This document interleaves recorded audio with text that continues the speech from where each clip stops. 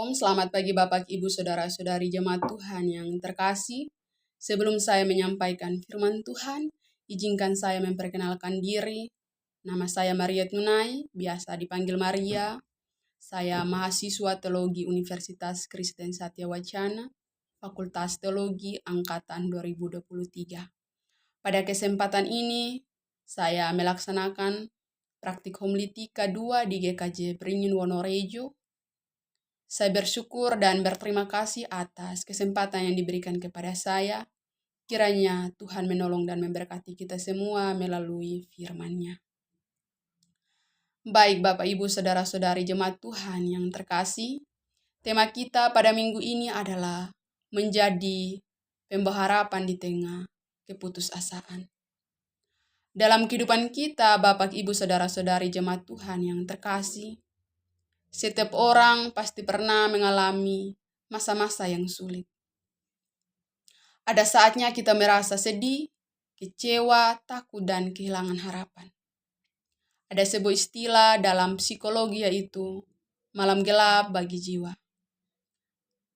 Istilah ini menggambarkan keadaan ketika seseorang mengalami kesedihan dan tekanan yang begitu berat, sehingga ia merasa hidupnya tidak memiliki harapan lagi. Mari kita bayangkan ada seseorang kepala keluarga yang sudah tidak muda lagi, tidak tiba-tiba kehilangan pekerjaan.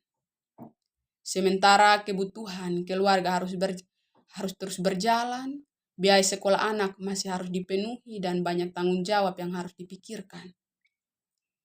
Atau ada orang tua yang sudah lama merawat anaknya yang sakit.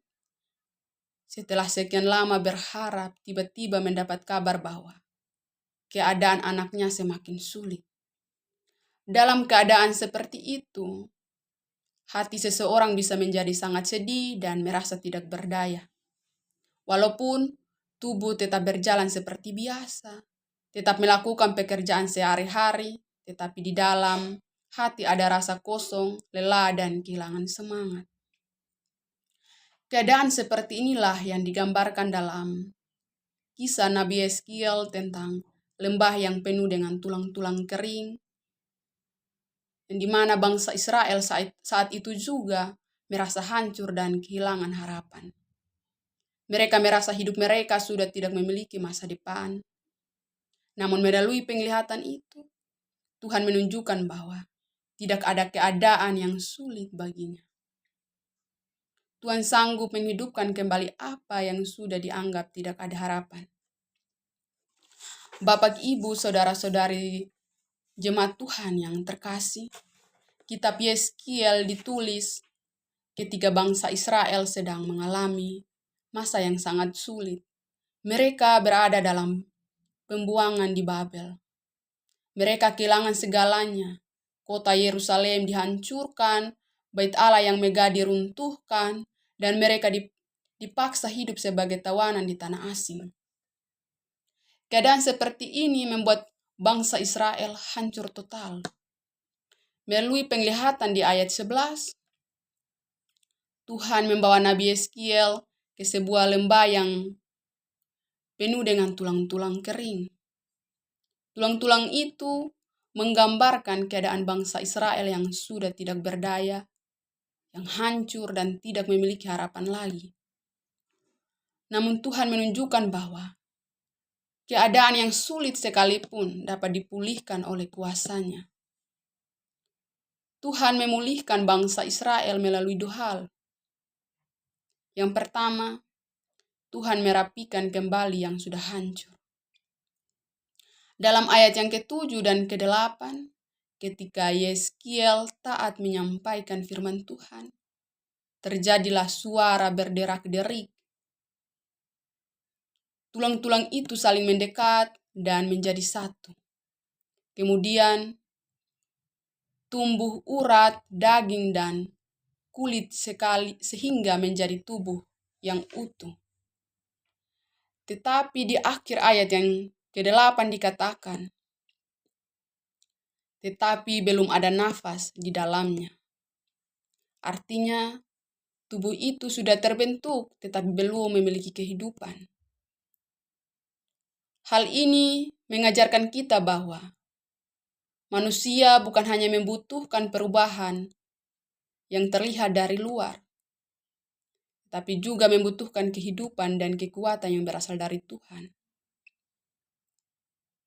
Yang kedua, Tuhan memberikan kehidupan dan semangat yang baru.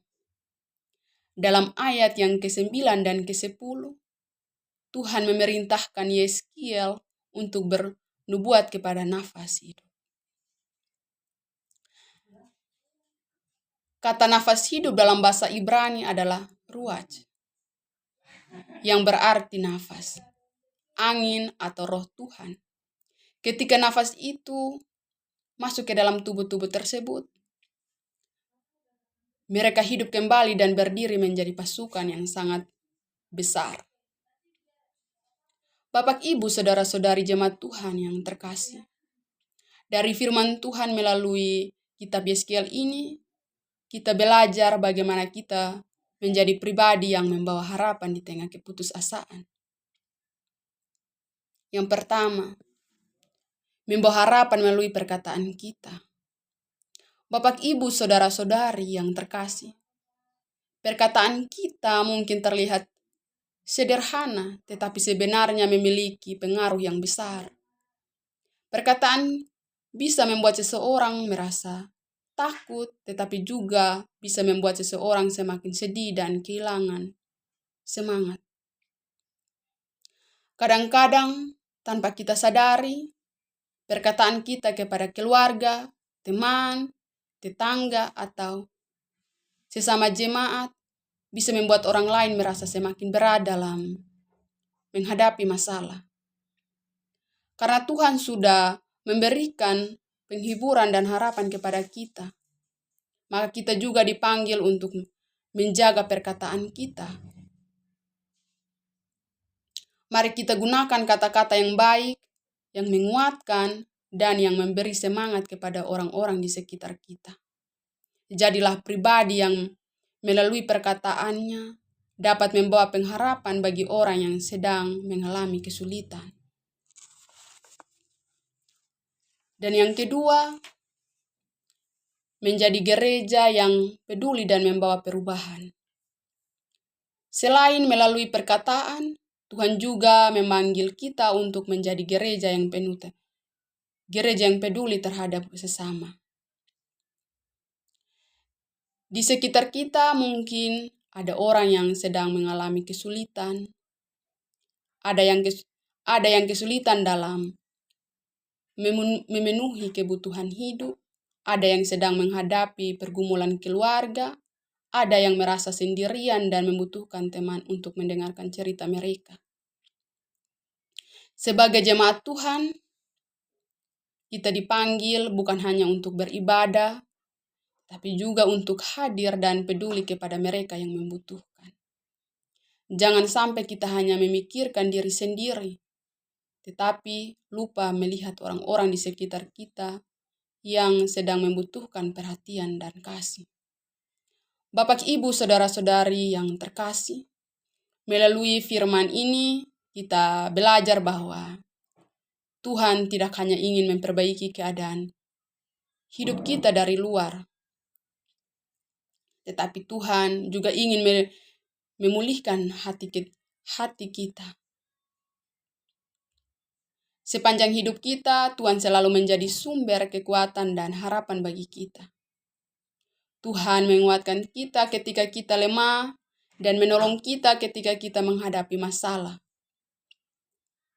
Karena itu, kita juga dipanggil untuk menjadi pembawa harapan bagi orang lain yang sedang mengalami keputusasaan melalui perkataan, perhatian, dan tindakan kasih kita. Orang lain dapat merasakan kasih Tuhan. Tuhan memberkati kita dengan firman-Nya. Amin.